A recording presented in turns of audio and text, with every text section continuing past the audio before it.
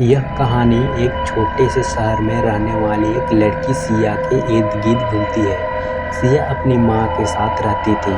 शहर में शांति थी, लेकिन अचानक एक दिन शहर में कई रहस्यमय घटनाएं होने लगीं। हर रात किसी न किसी घर से कोई व्यक्ति गायब हो जाता था। शहर के लोग डर के साए में जीने लगे थे और पुलिस इन घटनाओं को सुलझाने में नाकाम हो रही थी।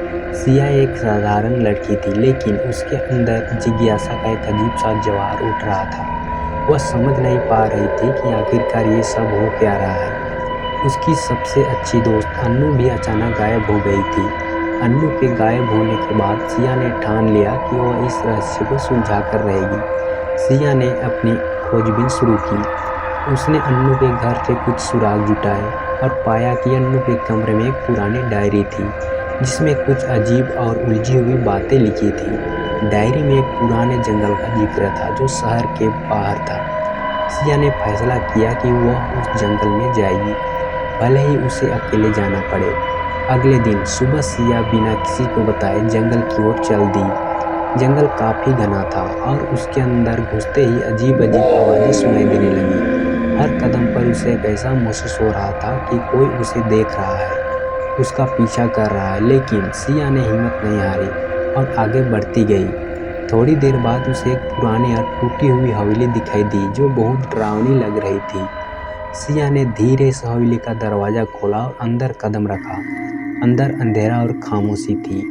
वह इधर उधर नजर दौड़ाने लगी। अचानक उसे एक कमरे के अंदर से कुछ आवाजें सुनाई दी।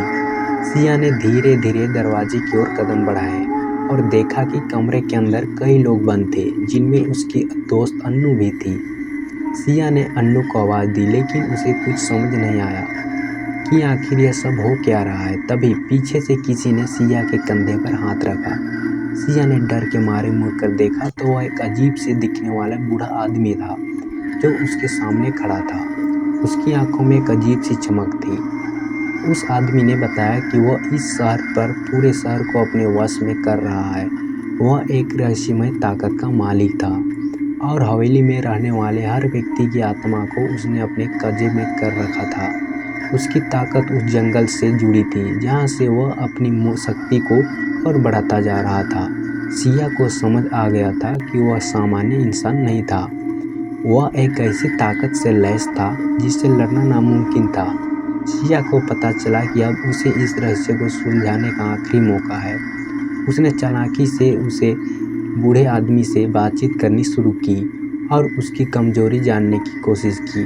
बातों बातों में उसने पता लगाया कि उसकी सारी शक्ति उस जंगल में एक खास पेड़ से जुड़ी हुई थी। सिया ने मन ही मन फैसला कर लिया कि वह उस पेड़ को नष्ट कर देगी। रात होते ही सिया चुपचाप हवेली से निकली और जंगल की ओर बढ़ी। वो पेड़ ढूंढना आसान नहीं था, लेकिन सिया ने अपने दोस्त अन्नू की डायरी में लिखा सुरागों का इस्तेमाल करते हुए पेड़ को ढूंढ निकाला। पेड़ अजीब तरह से चमक रहा था, मानो उसमें कोई अदृश्य शक्ति हो। सिया ने बिना वक्त गवाए अपने साथ लाई हुई कुल्हाड़ी से पेड़ पर वार करना शुरू किया। लेकिन जैसे जैसे पेड़ टूटता गया, हवेली में कैद लोगों की चीखें सुनाई देने लगी और हवेली के अंदर का माहौल भी बदलने लगा। अंततः पेड़ गिर पड़ा और उसी के साथ वह बूढ़ा आदमी भी गायब हो गया। हवेली में बंद सभी लोग आज़ाद हो गए और सिया ने अपने दोस्तों को भी बचा लिया। सिया ने शहर को एक भयानक रहस्य से मुक्त कर दिया था और उसकी बहादुरी को पूरा शहर सलाम करने लगा। लेकिन सिया जानती थी कि इस रहस्य का अंत यही नहीं हुआ था। जंगल के उस अंधेरे में अब भी कुछ छुपा था जो शायद फिर कभी सामने आएगा।